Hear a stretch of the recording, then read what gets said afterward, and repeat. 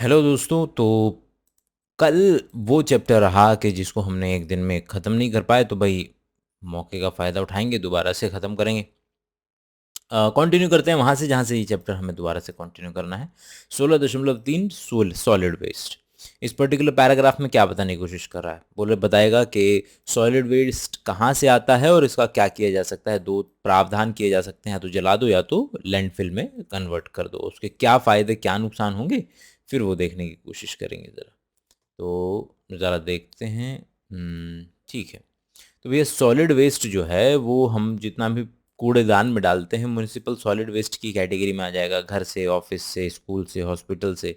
और म्यूनिसिपैलिटी का काम है डिस्पोज करना। लेकिन भाई प्रॉब्लम उसके अंदर में ये है कि यार हम ना ठीक से सेग्रीगेट सेपरेट नहीं करते हैं। कूड़े को लेकर के जो सबसे बड़ी प्रॉब्लम है वो है उसका सेग्रीगेशन। कि अगर उसका सेग्रीगेशन ठीक से कर दिया जाए तो वो कूड़े को बहुत अच्छे तरीके से मैनेज किया जा सकता है, जो कि हम इंडिया में नहीं करते हैं। हमारे यहाँ एक ही कूड़ेदान होता है, उसमें कांच भी जा रहा है, उसमें खाने की चीज़ें भी जा रही हैं, उसमें सब चीज़ जा रही है। तो प्लास्टिक भी जा रहा है, तो जो कि नहीं होना चाहिए। Burning to reduce the volume of waste, कि आप या तो उसे जला सकते हैं, लेकिन जलाएंगे तो वो कम्प्लीटली, या तो कम्प्लीटली बर्न करो, और कम्प्लीटली बर्न नहीं करेंगे तो फिर वही गैसेस जो है एनवायरनमेंट में निकलेंगी।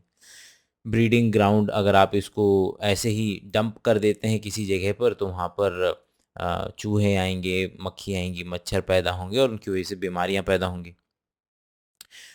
Sanitary landfills were adopted because of the substitute option for burning, कि भाई जलने की बजाय अगर आप उससे ज़मीन भरने लगें तो, लेकिन वो भी कोई ऐसा ऑप्शन निकला नहीं। भरते जाओ भरते जाओ भरते जाओ, आपका गार्बेज का पूरा पहाड़ बन जाएगा।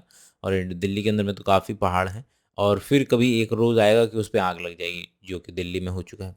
Landfill are also really much not of a solution, कि उतना अच्छा कोई सॉल्यूशन है नहीं। जो कि हमको लग रहा था कि बर्न नहीं करेंगे तो लैंडफिल के लिए काम में आ जाएगा, जो कि हो नहीं पाया। Amount of garbage generation specially in metro cities इतना ज़्यादा है, मेट्रो सिटीज़ के अंदर में कूड़े का बनना, कि उसकी वजह से जो हमने लैंडफिल करा था तो वहाँ से केमिकल्स जो हैं वो ड्रेनेज के ज़रिए नीचे पानी में चले जाते हैं, और फिर वहाँ जाकर के अंडरग्राउंड वाटर को जो है वो पोल्यूट करने लगते हैं। तो ये भी पंगा ही हो गया। अगला है कि वेस्ट को कैसे क्लासिफाई किया जा सकता है, और फिर ताकि उसको ठीक से मैनेज किया जा सके। वो तीन तरीके हैं: बायोडिग्रेडेबल, रिसाइकल और नॉन बायोडिग्रेडेबल। डिग्रेडेबल मतलब आइडिया तो यही है कि भैया हम इतनी देर से डिस्कस और डिसाइड करने की कोशिश कर रहे हैं कि भाई कूड़े का प्रावधान उतना बुरा नहीं है जितना बुरा कि उसको अगर आप सेग्रीगेट करवा दें अच्छे से तो प्रॉब्लम नहीं होगी इतनी जितनी प्रॉब्लम हम फेस करते हैं। देखो भाई, a solution can only be human beings की becoming more sensitive about environmental issues, कि हम जब एनवायरनमेंट को लेकर के ज़्यादा सेंसिटिव होंगे तभी हम इस चीज़ पर ध्यान देंगे। जो वेस्ट आता है उसे तीन मेन पार्ट में डिवाइड किया जा सकता है: बायोडिग्रेडेबल, रिसाइक्लेबल और नॉन बायोडिग्रेडेबल। जाहिर सी बात है कि जब आप we can refuse to recycle and separate out. Reused मतलब कि चीज़ों को या तो बार बार इस्तेमाल कीजिए।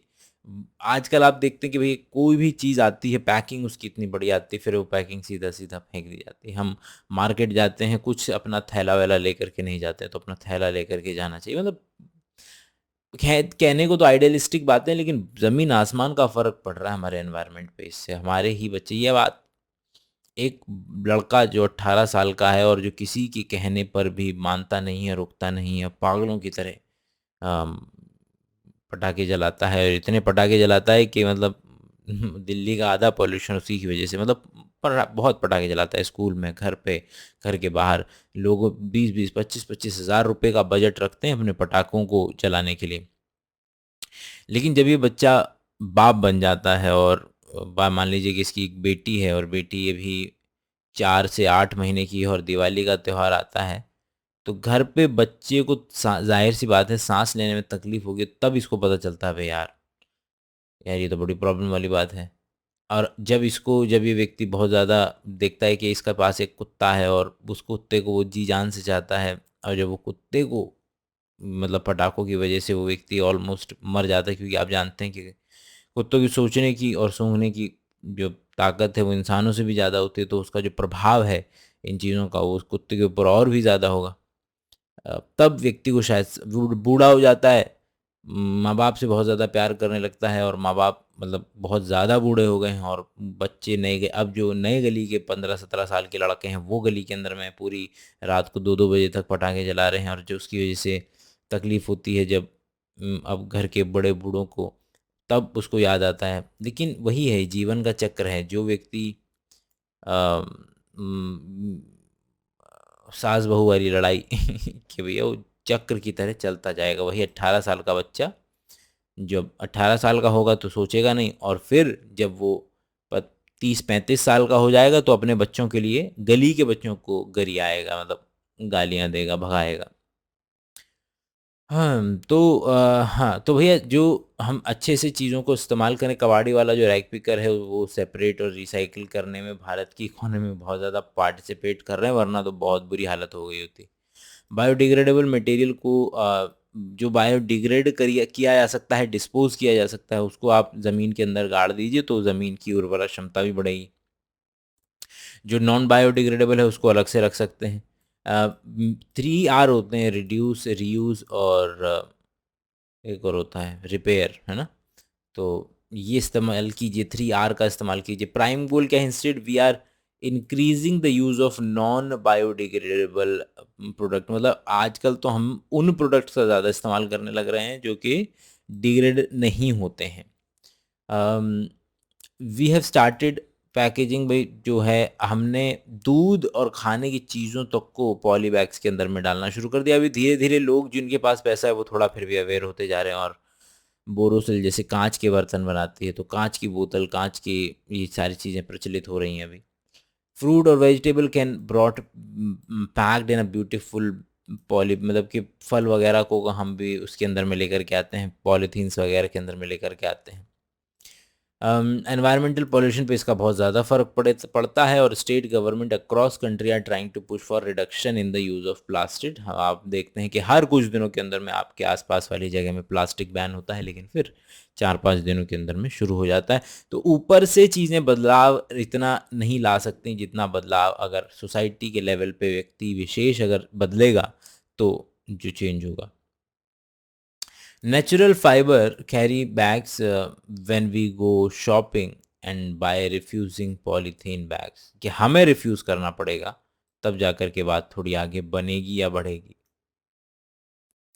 हॉस्पिटल्स के अंदर में, लैब्स के अंदर में एक अलग तरीके का जो वेस्ट है वो निकलता है, वो आपका बायो हैजर्डस वेस्ट भी हो सकता है, तो जिसका इस्तेमाल बहुत इज्जतदार तरीके से, जिसमें बहुत हार्मफुल केमिकल हो सकते हैं, पैथोजेनिक माइक्रो ऑर्गेनिज्म हो सकते हैं, इनको हम पहले लैब के अंदर में इनको प्रेशर कुकर में डाल करके 2 सीटी लगवा देते हैं, आसान भाषा में बोल रहा हूँ। और प्रेशर कुकर में डाल कर के फिर उसके बाद, बहुत बड़े-बड़े प्रेशर कुकर होते हैं हमारी लैब के अंदर में, फिर उसके बाद उसको डिस्पोज़ कर दिया जाता है इंसिनरेटर्स के अंदर में, वहाँ जला दिया जाता है। Irreparable computers and other electronic goods are, आप देख रहे हैं कि किस तरीके से आज की तारीख में, पहले पूरा बिजनेस हुआ करता था कि भाई आपका लैपटॉप है या मोबाइल है तो आप उसे रिपेयर कराया किया करते थे, लेकिन अब रिपेयरिंग का सिस्टम ही निकल गया है। या तो भैया आपके पास मोबाइल चल रहा है या नहीं तो आप फेंकेंगे। पहले आप मोबाइल को निकाल के उसकी बैटरी निकाल करके फूक फूक करके वापस लगा करके दोबारा से चला लेते मोबाइल। अब मोबाइल खोल पाना ही अपने आप में मेक श्योर कर दिया है कंपनीज वालों ने कि आप मोबाइल खोल भी ना पाएँ। और वो सारे के सारे अगर लैंडफ़िल में जाएँगे तो फिर वही आपका ई-वेस्ट जो है, जैसे ई-वेस्ट के लिए एक और बड़ी प्रॉब्लम है कि जितने भी डेवलप्ड कंट्रीज़ हैं वहाँ से सारा का सारा ई-वेस्ट फेंक दिया जाता है developing countries, China, India, Pakistan वगैरह के अंदर में। फिर वहाँ पर लोग लगे पड़े हैं थोड़ा-सा copper, iron, silicon, nickel, gold ये रिकवर करने के लिए रिसाइक्ल्ड से। Manual participation thus exposing workers to toxic substances. E waste के अंदर में टॉक्सिक सब्सटेंसेस भी हैं, तो अगर आप बैटरी खोलेंगे तो उसके अंदर में से फ्यूम्स भी निकलेंगे और वो आम आदमी के लिए ठीक नहीं है। रिसाइकलिंग इज़ ओनली सॉल्यूशन, कि आप रिसाइकिल करें उन ई वेस्ट का, provided it is carried out in an environmental friendly manner, कि आप एनवायरमेंटल फ्रेंडली मैनर के अंदर में वो काम कर रहे हैं।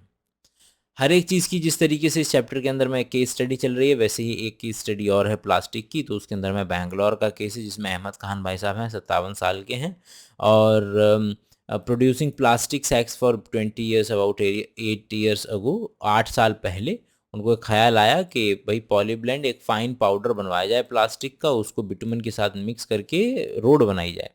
आरवी कॉलेज के इंजीनियर्स को पकड़ा, बैंगलोर कॉरपोरेशन का साथ लिया और मिल करके रोड बनाना शुरू किया। बिटुमन की वाटर रेपेलेंट जो प्रॉपर्टीज़ होती हैं सड़क के अंदर में वो भी एनहेंस हो गई, जो रोड की लाइफ टाइम है वो भी 3 गुना से बढ़ गई, और आपका जो प्लास्टिक फिल्म था वो भी आपने इस्तेमाल कर लिया। इसके अलावा जो कबाड़ी वाले थे या रैक पिकर्स थे, उनको जहां पहले 0.40 प्रति किलोग्राम इतने रुपए मिला करते थे, वहां पर उन्होंने 6 रुपये का प्रति किलोग्राम दाम देना शुरू किया। 2002 के अंदर में 40 किलोमीटर से भी ज़्यादा जो रोड है बैंगलोर के अंदर में वो इससे बनाई जा चुकी थी।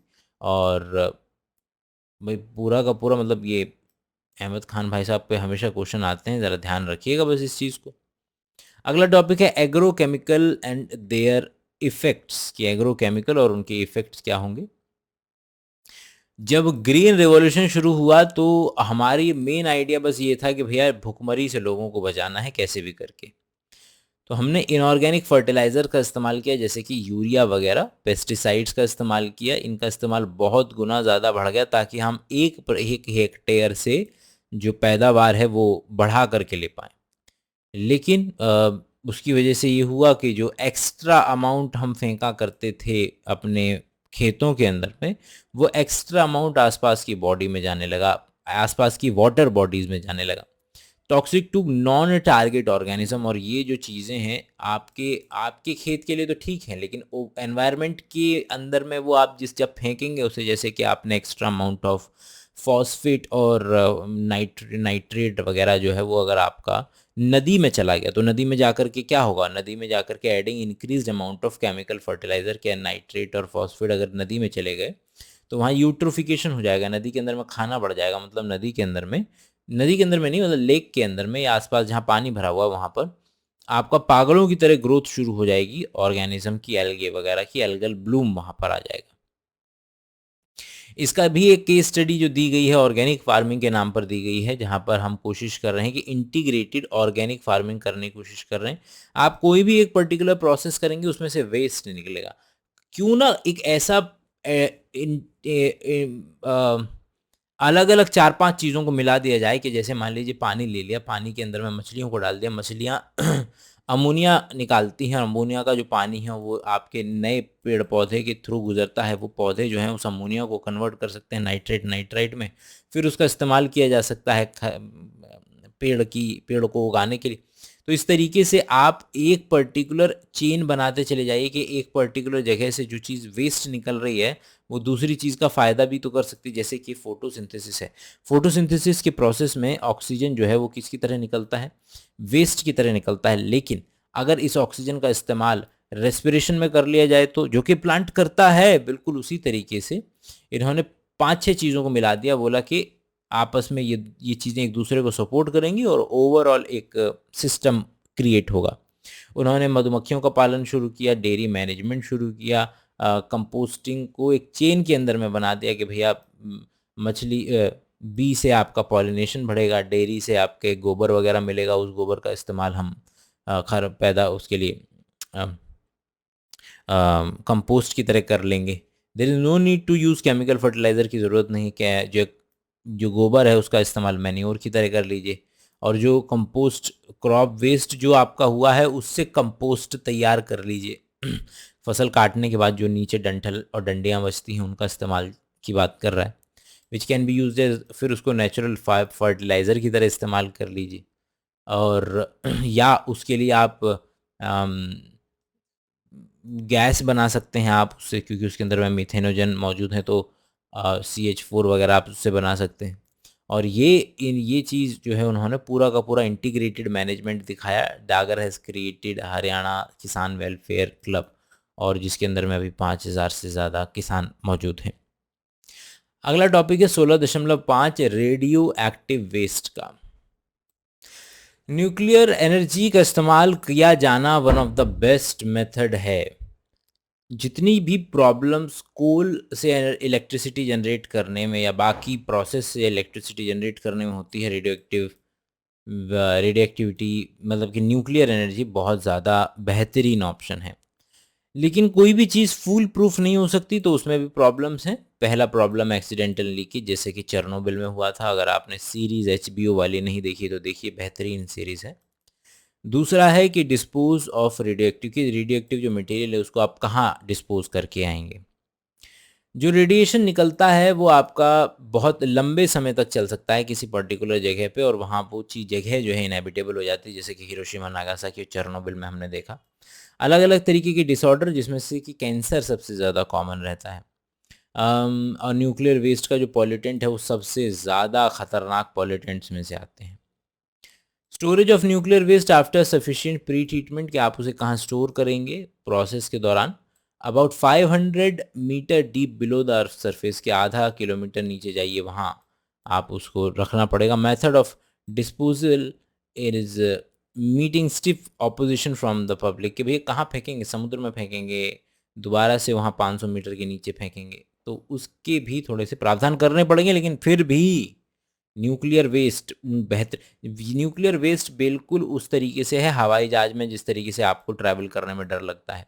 असल में डर लगना चाहिए कार में ट्रैवल करने में, वहाँ मरने की संभावना ज़्यादा है। लेकिन यहाँ पर जो है लोग हमेशा न्यूक्लियर एनर्जी से डरते हैं, कोल एनर्जी से नहीं डरते हैं, क्योंकि वहाँ पर डेली के हिसाब से 10,000 लोग मर रहे हैं, तो क्या ही फ़र्क पड़ता है। Greenhouse effect, global warming. Greenhouse effect has been derived from the phenomena greenhouse. Greenhouse में क्या होता है कि सर्दियों के अंदर में प्लांट को ग्रो करने के लिए आप ग्लास पैनल लगा देते हैं, जिससे कि लाइट तो अंदर आ जाती है, लेकिन अंदर हीट बाहर नहीं निकल पाती है हीट, और अंदर हीट ट्रैप कर जाती है। जैसे कि आपने लगाई होगी अगर गाड़ी कहीं धूप में, उसके बाद अंदर आकर के बैठिए ज़रा। तो ग्रीन हाउस इफेक्ट कोई अलग चीज़ नहीं है, ये नेचर में बहुत अच्छे से हो रहा होता है। और जिस तरीके से ये कांच के बॉक्स में हो सकता है, उस तरीके से पूरी अर्थ के ऊपर भी ग्रीन हाउस इफेक्ट हो रहा है, कि अर्थ में जो लाइट आती है उसकी जो हीट है उसको जो है हम ट्रैप करके रख लेते हैं। और ये एक बहुत बड़ी वजह है जिसकी वजह से अर्थ का जो टेम्परेचर है वो ज़्यादा ठंडा नहीं हो पाता, ज़्यादा गर्म नहीं हो पाता, क्योंकि जैसे पानी है मान लीजिए, तो जो हीट आई, जो लाइट आई, लाइट के साथ हीट आई, तो हीट को एब्जॉर्ब कर लिया पानी ने, स्पेसिफिक हीट कैपेसिटी, या CO2 ने, या दूसरी मीथेन ने, या क्लोरोफ्लोरोकार्बन ने, इन्होंने हीट को ट्रैप कर लिया। तो अर्थ को ठंड में ज़्यादा ठंड, मतलब जब सूरज डूब जाएगा तब अर्थ को ठंडा नहीं होने देंगे पागलों वाला, और जब सूरज उग जाएगा तो अर्थ को गर्म नहीं होने देंगे पागलों वाला। तो टेम्परेचर जो है -18 से 15 जो है वेरी करेगा। Energy of sunlight that reaches outer most atmosphere, ठीक है। 1/4 ऑफ द सोलर रेडिएशन जो है वो absorb, but some of the half of the incoming solar radiation fall on the, कि भाई ये बताने की कोशिश कर रहा है कि जब सनलाइट आती है तो हमारे बादल वगैरह से, गैसेस वगैरह से तकरीबन 1/4 जो सोलर रेडिएशन है वो तो आपका एक तरीके से रिफ्लेक्ट हो जाती है, but absorbs some of it, and some of it in solar radiation और falls on the earth surface, के एक हिस्सा है जो कि सारा का सारा जितनी सनलाइट है पूरी की पूरी अर्थ के सरफेस पे नहीं पहुंचेगी, एक छोटा सा उसका हिस्सा पहुंचेगी।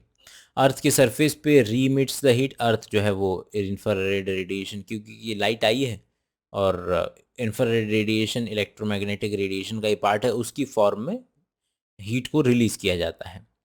और और हमारे एटमॉस्फेयर में कार्बन डाइऑक्साइड और मीथेन है जो कि इस हीट को कैप्चर करके रख लेते हैं।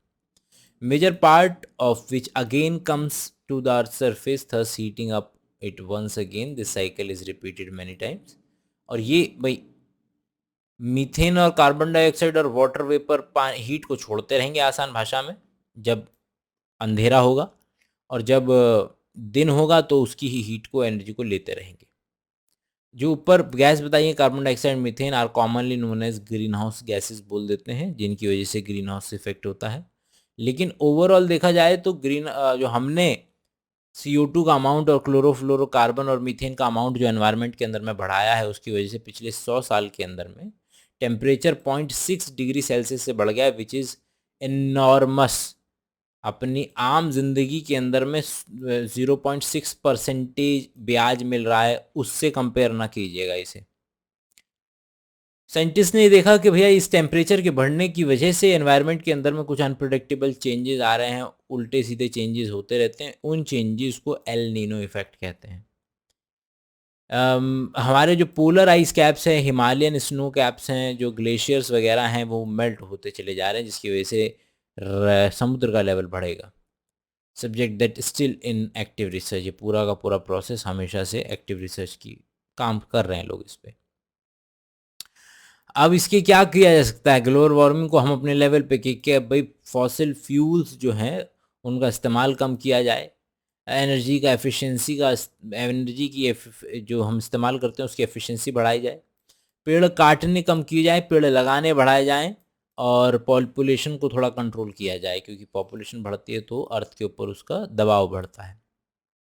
ओजोन डिप्लीशन की बात करते हैं कि भाई ज़रा देखिए क्या है कि हमारे एटमॉस्फेयर में एक ओजोन लेयर है, और एक अच्छी ओजोन लेयर है, एक बुरी ओजोन लेयर है। बैड ओजोन लेयर जो है वो लोअर एटमॉस्फेयर में, ट्रोपोस्फेयर में मिलती है, और गुड ओजोन लेयर जो है वो आपका अपर पार्ट में मिलती है, स्ट्रेटोस्फेयर में मिलती है। जो सन में अल्ट्रा वायलेट रेडिएशन है, लाइट के अंदर में अल्ट्रा वायलेट रेडिएशन है, उसको धरती पे पूरा तरीके से आने से रोकती है, अच्छे तरीके से नहीं आने देती है, क्योंकि अगर आ गई तो फिर लिविंग ऑर्गेनिज्म को इंजरी होगी, क्योंकि उनके शरीर के अंदर में डीएनए है, प्रोटीन है, जो यूवी रेडिएशन को एब्जॉर्ब कर सकते हैं, और उनके बॉन्ड ब्रेक होंगे तो फिर वो हमें सेल के लेवल पे नुकसान पहुंचाएगा। जो ओजोन की थिकनेस है उसे डॉप्सन यूनिट के अंदर में मेजर किया जाता है। ओजोन जो है वो हमेशा बनती रहती है, बिगड़ती रहती है।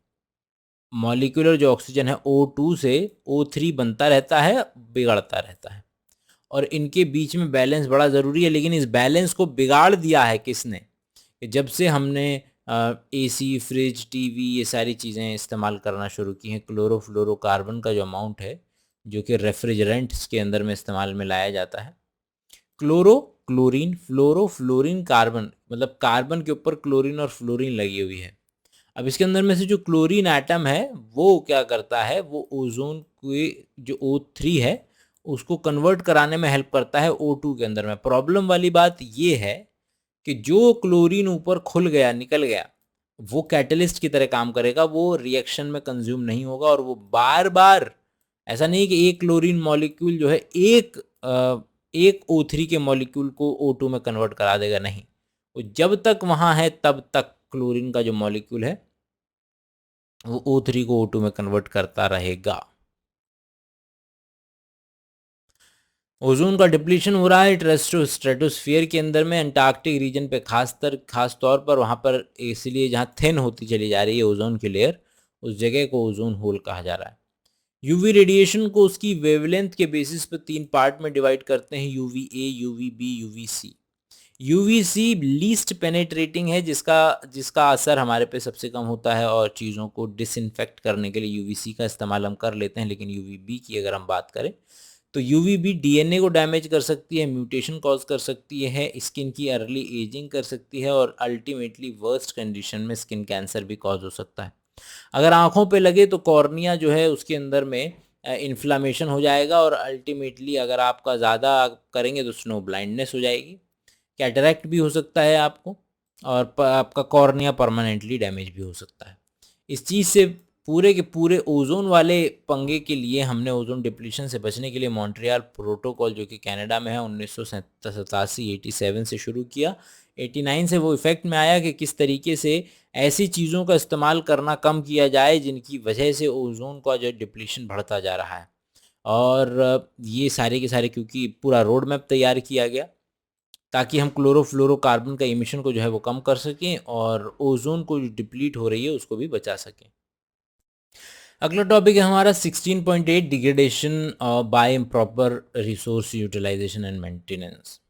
भाई नेचुरल रिसोर्सेज का डिग्रेडेशन करना ही एकमात्र गलती नहीं है कि जिसकी वजह से, पॉल्यूटेंट की वजह से, कि हमारा नेचुरल रिसोर्सेज बिगड़ रहे हैं। अगर आप उसका गैर जिम्मेदाराना हरकतों से उसका यूटिलाइजेशन कर रहे हैं, वो भी बर्बाद करने वाली सिचुएशन पैदा करेगा। सॉइल इरोजन और डेजर्टिफिकेशन की भैया देखिए, टॉप सॉइल जो होती है उसको बनने में लग जाते हैं सौयों साल, लेकिन इंसान की बुरी हरकतों की वजह से वो पूरे बहुत आसानी से रिमूव हो सकती है कुछ ही समय के अंदर में। क्या है वो बुरी हरकतें कि ओवर कल्टीवेशन, ज़्यादा पैदावार कर दी, अनरिस्ट्रिक्टेड ग्रेजिंग, बहुत पागलों की तरह अपनी कैटल्स को छोड़ दिया, डिफॉरेस्टेशन, जंगल काट दिए, पुअर इरिगेशन प्रैक्टिसेस, जो पानी की जो सहायक न वो ट्रिब्यूटरीज जैसे बनाते हैं आप, नहर जैसे निकलवाते हैं, तो वो आपने अगर ठीक से नहीं निकलवाई है तो पंगा हो जाएगा, और उसकी वजह से आपका एरिड पीस ऑफ लैंड बन जाएगा, जहाँ पर आप अगर कभी क्रिकेट के मैदान में आप खेलने गए होंगे अपने आसपास के इलाकों में, तो जहाँ घास उगती है और कहीं कहीं घास नहीं उगती है, तो वो एरिड पीस ऑफ लैंड है। अब ये अलग अलग जगह बने होते हैं, वो आपस में एक दूसरे के साथ मिल जाएंगे, और पूरा अगर बहुत ज़्यादा बुरी स्थिति हुई तो एक वक्त के बाद वो डेजर्ट में कन्वर्ट हो जाएगा। Desertification is the major problem, क्योंकि अर्बनाइजेशन बढ़ता जा रहा है, जगहें काटी जा रही हैं। Water logging, oil and soil salinity, कि अगर आपने पानी का बहाव, ड्रेनेज वगैरह ठीक नहीं रखा है तो आप ही के खेत में पानी जो है वो भर जाएगा, वाटर लॉगिंग हो जाएगी। पानी अगर भर गया तो क्या होगा, जहाँ पानी वहाँ सॉल्ट, तो उस मिट्टी के अंदर में से जितना भी सॉल्ट है वो निकल करके पानी में चला जाएगा, और पानी जब वाष्पीकरण से उड़ेगा, इवेपोरेट हो जाएगा, तो सॉइल की ऊपर एक पतली सी नमक की लेयर बन जाएगी, विच इज़ बैड, कि salt deposit a thin crust on to the land surface. तो जो वाटर लॉगिंग और सॉइल सेलिनिटी दोनों एक दूसरे से जुड़े हुए हैं, और यही प्रॉब्लम है जो कि ग्रीन रेवोल्यूशन के अंदर में भी हमने मतलब फेस किया था। डिफॉरेस्टेशन की अगर बात ग्रीन रेवोल्यूशन से पहले, ताकि हम फिर उसका सॉल्यूशन निकाला गया था कि भाई इरिगेशन प्रैक्टिसेस ठीक करो, बेटर मैनेजमेंट जो कहते हैं वो उसी के अंदर में आता है। डिफॉरेस्टेशन की बात करते हैं। डिफॉरेस्टेशन जो है भाई बहुत ज़्यादा बढ़ता जा रहा है, फॉरेस्ट को हटाया जा रहा है दिन के हिसाब से, लेकिन हमें कोई फ़र्क नहीं पड़ता है। हमें अभी भी अपने घरों के अंदर में बहुत अच्छे अच्छे तरीके के बड़े बड़े चीज़ें चाहिए। खैर, फॉरेस्ट में सिखाना नहीं है, मतलब वो 200 घंटे का जो लेक्चर सीरीज़ है एप्लीकेशन के ऊपर, उसमें सुन लेना मेरी रेंटिंग। Forest area to non forest area बढ़ता जा रहा है, मतलब नॉन फॉरेस्ट एरिया बढ़ता जा रहा है। 40% ट्रॉपिकल रेन फॉरेस्ट आज तक हम लूज़ कर चुके हैं, और कंपैरेटिवली 1% टेम्परेट रीजन। और फॉरेस्ट जो कि हमारे इंडिया का 30% कवर करता था एक ज़माने में, 20th सेंचुरी में, अब की 100 साल के बाद में ही वो 30 से मात्र तकरीबन 19.4% रह गया है। 1988 की फॉरेस्ट पॉलिसी की बात करें तो 33% जंगल होने चाहिए प्लेन वाले एरिया में, और 67% जंगल होने चाहिए हिल वाले एरिया के अंदर में। मेजर रीज़न क्या है conversion of forest to the agriculture land, के भैया आप फॉरेस्ट को काट के वहाँ खेती कर रहे हैं, या ह्यूमन पॉपुलेशन को खाना खिलाने के लिए। ट्री को काट रहे हैं टिम्बर के लिए, फायरवुड के लिए, कैटल रेंचिंग के लिए। और इसके अंदर में इसके अलावा भी एक और प्रोसेस जो नॉर्थ ईस्टर्न स्टेट के अंदर में पहले लोग फॉलो किया करते थे, वो था स्लैश एंड बर्निंग कल्चर, जो कि झूम कल्टीवेशन हुआ करते थे। क्योंकि उसमें क्या करते थे भैया, तुम जला दो उस पर्टिकुलर एरिया को, और वहाँ फिर क्या नाम है, आप क्या कर लेंगे कि तब तक जब तक वो वहाँ पर पूरा का पूरा जो ऐश है वो सारा का सारा फर्टिलाइज़र की तरह इस्तेमाल होगा, आप वहाँ पर अपने पशु चराएंगे, जो भी इसका इस्तेमाल करना है करेंगे, और इसको काम होने में आप फिर उस जगह को छोड़ देंगे, फिर उस जगह को रिकवर होने में कुछ साल लग जाएंगे, तब आप दूसरी जगह जाके जला दोगे, फिर तब तक ये पिछली वाली जगह ठीक हो जाएगी। अब प्रॉब्लम ये है कि जब आप पॉपुलेशन बड़ी कम है, तब तो ये काम कर जाएगा कि हाँ आपने एक जगह को जला दिया, बर्बाद बर्बाद क्या कर दिया, इस्तेमाल किया, फिर आप थोड़े दिन के लिए यहाँ दूसरी वाली जगह चले गए, तब तक ये वाली जगह ठीक हो जाएगी, फिर जब ये वाली जगह ठीक हो जाएगी तो इसको छोड़ के यहाँ आ गए। तो लेकिन फिर जब से पॉपुलेशन बढ़ गई, इन पॉपुलेशन बढ़ने की वजह से फिर रिकवरी फेज़ जो है वो होने नहीं लगा, फिर लोग ज़्यादातर क्या करने लगे, जलाने ही लगे, तो फिर वो प्रॉब्लम हो गई, वो नहीं होना चाहिए। What are the consequences of deforestation, consequences क्या होंगे भैया, एनवायरनमेंट में CO2 बढ़ने लगेगी, भाई जो पेड़ पौधे हैं वो क्या है, एटमॉस्फेयर से CO2 पकड़ करके ही तो वो पौधे जिंदा थे, अपनी एग्जिस्टेंस बनाए हुए थे। CO2 जो है बढ़ता चला जाएगा आपका, आ, और CO2 बढ़ेगा भाई, वहीं डिफॉरेस्टेशन करने से सीधा सीधा आपका पेड़ जंगल नहीं रहेंगे, तो जंगल नहीं रहेंगे तो वहाँ के पशु पक्षी जो है मरेंगे, बायोडाइवर्सिटी कम होगी, हैबिटाट डिस्ट्रक्शन हो रहा है। हाइड्रोलॉजिकल साइकिल जो पानी की, देखिए कहीं जंगल होता है तो जंगल पे ट्रांसपिरेशन होता है, ट्रांसपिरेशन की वजह से बादल में पानी जाता है, बादल में पानी जाता है, बरसता है, फिर वहाँ पर और पैदावार होती है। तो ये पॉजिटिव फीडबैक लूप इस तरीके से चलता रहता है। लेकिन अगर आपका जंगल काट देंगे तो इस तरीके से फिर वहाँ बारिश होनी भी बंद हो जाएगी, सॉइल इरोजन होना शुरू हो जाएगा, अल्टीमेटली डेजर्टिफिकेशन हो जाएगा। रिस्टोरेशन अगर आप कैसे करेंगे फॉरेस्ट का, तो वही है कि भाई आप फॉरेस्टेशन तो खैर खुद ब खुद ही होगा, आप उस प्रोसेस में हेल्प कर सकते हैं, वहाँ पर प्लांट लगा करके, इस बात को मेक श्योर करके कि वहाँ पर कोई व्यक्ति और उसका एक्सप्लॉइटेशन नहीं कर रहा है आपके जाने के बाद। केस स्टडी बिल्कुल उसी तरीके से हर एक की केस स्टडी है, यहाँ पर भी एक और केस स्टडी है। क्या केस स्टडी है भाई, 1771 में राजा साहब बोले, राजस्थान में एक राजा साहब थे, बोले प्रधानमंत्री को बोले कि देखो दोस्त, हमारे को जरा ये जंगल वंगल काटो ये वाले जरा। तो गए वो, जब वो जंगल में बिश्नोई रहा करते थे, नेचर के साथ बड़े प्यार से रहा करते थे, बड़े प्रचलित थे।